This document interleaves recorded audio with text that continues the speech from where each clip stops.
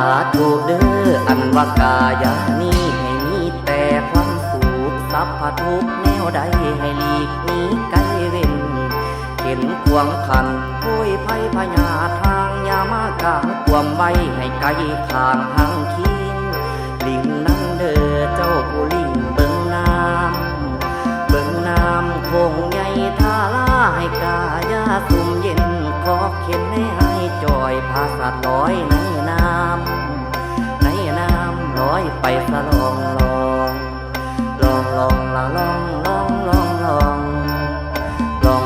ละลองล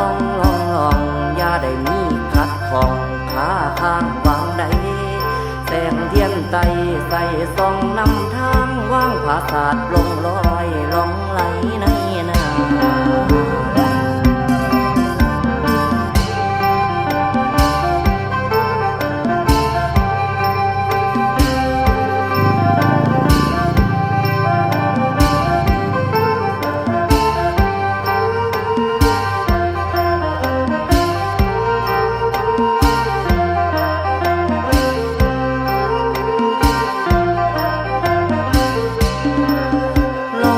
แม่น้ำโขงกว้างใหญ่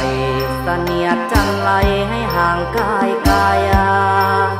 ลอยแล้วอย่ากลับหลังหวนหาว่าเราเวทนาจะคืนเข้าสู่กายหมายใจตั้ง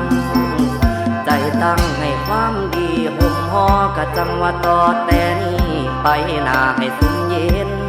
สัพพะขอเว้นสัพพะโศกโลค่าอยู่น้ำตาขาแขนให้เป่าแป้นเด้อเจ้าความดี